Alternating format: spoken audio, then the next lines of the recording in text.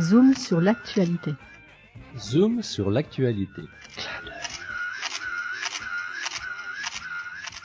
Comme j'ai dit tout à l'heure, on va parler des arts martiaux sensoriels. Alors Bertrand, avec ton invité, je te laisse la parole. Merci Christophe. Alors, bonjour Béatrice. Bonjour. Merci d'être venue, surtout. Et alors peux-tu nous parler des origines des arts martiaux sensoriels ? Oui, alors l'art martial sensoriel, c'est un art martial d'abord, qui a été fondé dans les années 80 par Martine Denardi, qui est ceinture noire d'aïkido, qui fait aussi beaucoup de yoga et qui était kiné à la base et qui travaille à la rencontre de cet art martial qu'est l'aïkido avec une pratique sensorielle qui est la PPP, la psychopédagogie perceptive, qui est issue d'une technique d'ostéopathie douce, donc d'une pratique manuelle qui a été fondée par Danny Bois. D'accord. Et pour nos auditeurs, est-ce que tu peux nous dire quelle est la différence par rapport aux autres arts martiaux classiques ? Est-ce qu'il y a des techniques de combat, de défense, de self-défense ? Est-ce que ça amène à ça ? Alors, l'objectif de l'art martial sensoriel, il y en a plusieurs. Il y a le premier, essentiel, je dirais, c'est apprendre à bouger sans se faire mal. Il y a effectivement travaillé aussi sur les rebonds de tout ce qui est les phénomènes de résilience. Quand on a un événement qui nous arrive, comment rebondir avec ça. Il y a travaillé sur la communication, l'art relationnel entre les uns et les autres, dans une non-prédominance et dans la réciprocité. Donc c'est tout ce qui tourne autour de la gestion des conflits, avec comme principe la non-prédominance, donc tout ce qui est non-violent. Alors, pour répondre à votre question par rapport aux arts martiaux classiques, déjà on part d'un art martial qui n'est pas classique, puisque l'aïkido n'est pas un art martial classique, puisqu'il est basé sur la force de l'autre et s'entraîner à utiliser la force de l'autre, et qui est un art non concurrentiel et non compétitif. L'art martial sensoriel est aussi non concurrentiel et non compétitif. Il se pratique, je dirais, comme un art martial sur des tatamis. Ça, c'est la caractéristique commune, avec des vêtements souples aussi, mais sans akama, avec pas un protocole martial et avec autant de traditions japonaises, puisque la fondatrice est française, et donc on n'a plus à traverser toute cette interculturalité. La rigueur n'est pas une rigidité, la rigueur est au service du martial pour, je dirais, être en contact avec soi-même, avec l'autre et avec son environnement. Je ne sais pas si ça répond à votre question. Oui, très bien. Après, en termes de pratique plus martiale, alors il se pratique autour de kata sensoriel. Donc, quand on rajoute le mot sensoriel derrière kata, c'est que souvent on pratique d'abord dans la lenteur, parce que la lenteur est ce qui nous permet ensuite d'accéder à la vitesse. Mais l'approche, la première entrée, c'est d'abord par la lenteur. Donc, de l'extérieur, je dirais que ça ressemblerait plus à quelque chose qui se pratique comme du tai chi ou du qigong, sauf qu'il y a aussi toute une partie en relation, c'est-à-dire qu'on va faire quand même un irini, on va quand même faire un kokyu, mais dans la lenteur et dans la sensorialité. Alors, excuse-moi Béatrice, il y a un mot qui m'a interpellé, que les auditeurs, ceux qui ne pratiquent pas d'arts martiaux, ne connaissent pas forcément. Akama. Oui, alors je parlais de l'akama parce que tout à l'heure on en discutait en aparté, et du coup, un akama, c'est une grande jupe en aïkido, et on n'utilise pas ce vêtement en art martial sensoriel. On peut pratiquer avec un jogging Alors en plus, l'art martial sensoriel se pratique les yeux fermés majoritairement, donc on n'a pas à protéger de la vue, et l'objectif étant de développer tous nos sens extérieurs. Je dirais que la vue n'est pas prédominante, donc on n'a pas besoin de cacher les jambes, ce qui est un peu l'objectif de l'akama. Et d'ailleurs, la particularité, Béatrice, c'est que tu es toi-même malvoyante. Oui, je suis malvoyante, mais... Donc, oui, mais les auditeurs peuvent être étonnés que tu puisses enseigner un art martial sensoriel toi-même et le pratiquer. Donc justement, tu viens de répondre à tout ça. Oui, alors en fait, pour être plus précis, en fait, quand on pratique l'art martial sensoriel, il y a beaucoup d'aspects dans l'art martial sensoriel. C'est pas seulement une pratique en mouvement, il y a aussi une pratique d'intériorisation guidée. Donc ça ressemble plus à de la méditation, mais accompagnée verbalement. Il y a tout ce qui est relationnel, donc comme j'ai dit, dans les kokyu, les irini et les mouvements qui sont issus de l'aïkido pratiqués de manière sensorielle. Et il y a aussi des katas et des codifiés, donc des enchaînements de mouvements au sol ou debout qu'on pratique seul. Et l'avantage de cet art martial sensoriel, c'est que il travaille quand on est en collectif tout ce qui est relationnel, mais on peut tout à fait s'entraîner seul. Et ça, pour moi, c'était vraiment important de pouvoir apprendre et acquérir une discipline qui me permette de pouvoir le faire le matin, toute seule, sans me dire « Ah oui, mais alors si j'avais mes collègues, je pourrais faire une super chute. » ou voilà. Là, je peux pratiquer sans me sentir seule, parce que je peux prendre soit un partenaire invisible, et donc ça m'entraînera à pratiquer les mouvements dans la dynamique, soit je vais choisir de pratiquer quelque chose qui va m'intérioriser et qui va m'apprendre à réaccorder mon corps et mon psychisme dans des codifiés, des enchaînements de mouvements que j'aurais appris par ailleurs. Merci Béatrice. Et alors, il y a aussi la pratique des armes. Alors oui, comme en aïkido, on utilise le jo, le boken. Voilà. Après, les armes et sont pas destinées à taper, entre guillemets. Donc le boken, c'est un sabre en bois, on est d'accord ? Oui, absolument. Tu peux nous parler de ton parcours concernant les arts martiaux sensoriels ? Est-ce que tu as fait tes projets, si tu désires enseigner à ton tour ? Oui, alors moi j'ai commencé les arts martiaux sensoriels en tant que tel il y a 5 ans. Et je suis diplômée pour transmettre l'art martial sensoriel depuis juillet de 2013. Et je lance pour la première fois dans ma carrière, entre guillemets, mon premier stage sur 2 jours, le week-end du 8-9 février, autour d'une thématique qui est le pôle masculin et le pôle féminin. Comment potentialiser ces 2 pôles qu'on a tous en nous. Donc si je prends des thématiques japonaises, je dirais que c'est le yin et le yang. Comment harmoniser, potentialiser le yin et le yang, qu'on soit homme ou femme en nous, avec une envie claire d'utiliser tout ce qui est à notre portée dans la pratique de l'art martial sensoriel, c'est-à-dire ses intériorisations, c'est-à-dire pour tout ce qui est martial, justement un enchaînement avec le boken autour du guerrier pacifique. Et puis pour tout ce qui est, je dirais, féminin, travailler tout ce qui est ondulation, rondeur, avec plus de travail au sol autour des kokyu. Et l'idée pour moi, c'est vraiment d'utiliser tous ces outils pour faire une Saint-Valentin intérieure. C'est vraiment se sentir bien, apprendre à être bien avec son corps, dans le mouvement, dans l'espace. Alors, je sais que pour les personnes malvoyantes, c'est pas toujours ce qu'il y a de plus simple, hein.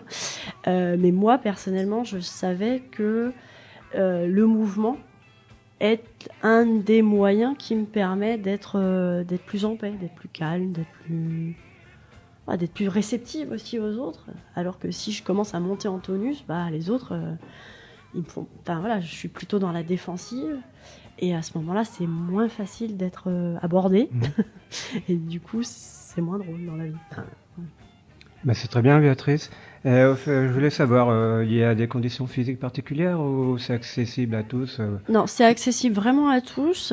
Comme je vous disais, ça se pratique souvent les yeux fermés, ce qui fait que pour moi qui suis effectivement malvoyante, mon choix a été aidé dans cette pédagogie d'accès, parce que j'ai aussi fait du tai chi, j'ai aussi fait du qigong, et dans les arts martiaux traditionnels, la pédagogie pour apprendre, c'est reproduire ce que le maître fait.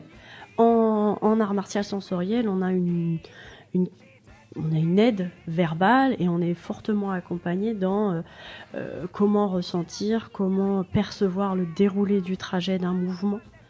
Ça se fait dans la lenteur, donc on a plus le temps d'apprendre. Et surtout, on a tous le même vocabulaire quand on va ensuite apprendre à refaire un mouvement. Si je dis On va commencer par exemple, faire une convergence, un mouvement de convergence, c'est un mouvement d'enroulement qui va partir de la tête, et je vais pouvoir tout décrire, et donc accompagner chacun à pouvoir sentir son occiput, l'arrière de la tête, s'éloigner du milieu du dos, et puis à l'inspire, divergence, c'est-à-dire se dérouler dans l'autre sens, avec le menton qui s'éloigne du plexus, les yeux qui glissent vers le haut, et on peut... Voilà, donc le verbal va permettre de m'accompagner dans la description du mouvement, et donc on va perdre personne, on peut tout à fait, là j'ai les yeux fermés, ça m'aide pour pouvoir décrire le mouvement et pouvoir mieux le percevoir et le ressentir dans l'espace. Voilà. Donc en quelque sorte, c'est de la relaxation. Parce qu'en fait, quand tu parles de tai chi, c'est le tai chi chuan, on est d'accord? Alors, moi, j'ai fait du tai chi chuan, forme yang, forme shen. Dans le tai chi, il y a aussi décodifié, donc on apprend une forme. Et on a aussi la possibilité de travailler en relation dans d'autres pratiques. Quand je parle voilà, quand on parle de tai chi, ou c'est plus pour avoir une représentation de ce que c'est que l'art martial sensoriel qui parlerait plus à d'autres gens. C'est-à-dire que ça se pratique dans la lenteur. En tai chi, on va dire le mouvement de la grue, pivot pied droit, pivot pied gauche. On va avoir une description extérieure. Là, quand tu dis que ça ressemble plus à de la relaxation, pour percevoir son corps et pour percevoir le déroulement du trajet dans l'espace, il est mieux d'être calme. Je dirais que ça aide d'être dans une perception sensorimoteur, d'être dans la lenteur et dans le calme. Si on est en train d'écouter... Bon, je vais te donner un exemple très concret. Moi, quand j'ai commencé l'art martial sensoriel, au début, on faisait ça en mouvement. J'étais tellement éloignée de mon corps et de moi-même que dès qu'on me mettait de la musique, j'étais en panique, quoi. Je savais plus où j'étais sur le tatami. J'avais peur, quoi. Clairement, j'avais peur. Maintenant, je peux faire du mouvement en écoutant de la musique. Mais c'est un apprentissage. Je ne sais pas si ça oui, très bien. Non, Après, évidemment, on ne va pas faire du art martial en musique. Mais oui. des codifiés, oui. Les codifiés, c'est des enchaînements où on peut se laisser résonner par la musique, et ça va donner après du mouvement libre, et où on peut aussi se faire plaisir et apprendre à évoluer dans un espace en travaillant l'émotion, en travaillant ce qui nous touche. C'est pour ça que c'est un art relationnel aussi, parce que si on ne se laisse pas toucher de soi à soi, on ne peut pas toucher des autres non plus. La relation, elle est toujours de soi à soi, de soi aux autres, de soi au monde. Je te remercie beaucoup, Béatrice. Et je pense que les auditeurs seraient certainement intéressés pour savoir où on peut pratiquer. Ouais. Alors, on peut pratiquer maintenant à peu près dans la France entière. Il y a un site qui regroupe l'ensemble des pratiquants d'arts martiaux sensoriels qui sont diplômés et qui font une formation continue pour continuer à progresser tout le temps, puisque c'est comme tous les arts martiaux, hein, on progresse pendant des années et des années et des années. C'est le site de l'AMSAI, A-M-S-A-I, c'est l'art martial sensoriel, l'association internationale, parce qu'il y en a aussi en Suisse et au Québec. Et puis, personnellement, sur le Nord, j'ai un site où je présente une petite vidéo, où tout est un peu mieux expliqué, ou un peu plus détaillé. Et c'est sur le site de... praticienne. Alors, c'est un peu long, c'est pour ça que je réfléchissais avant.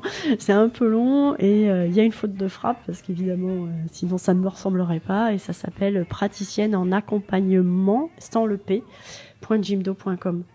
Mais je crois que ce sera sur le blog de la radio.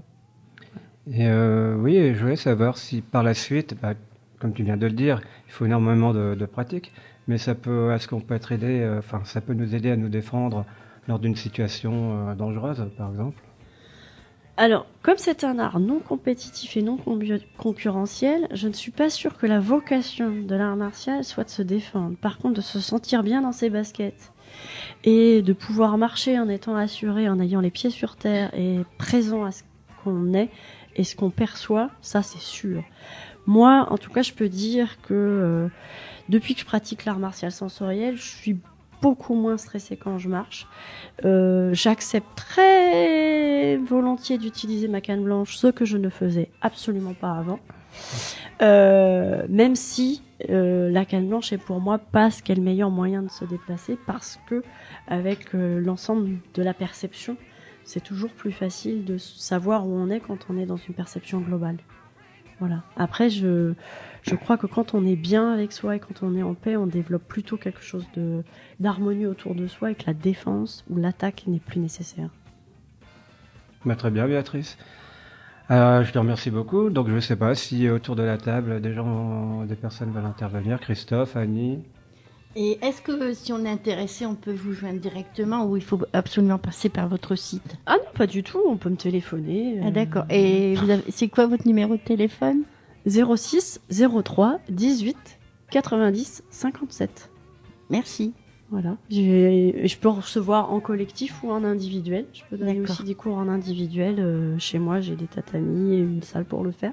D'accord. Et cette salle se situe où, s'il vous Alors plaît? moi, j'habite Lille. Ah Donc, d'accord. métro Collier. Ah d'accord. J'avais une autre question. Parmi les différents arts martiaux, tout ça, le truc sensoriel, c'est beaucoup moins connu dans le public. Pourquoi? Parce que ça n'a que 20 ans. Tout simplement. Excuse-moi, Béatrice. Le Ouais. tai chi, ça, c'est pas plus vieux que ça? Ah, le tai chi, c'est millénaire. Oui, voilà, c'est ça. Mais Parce que ça l'art fait- martial sensoriel, comme je vous ai dit au début, en fait, ça a été fondé par Martine Donardi. Donc c'est une discipline toute neuve et qui est à la convergence, à la rencontre de deux pratiques.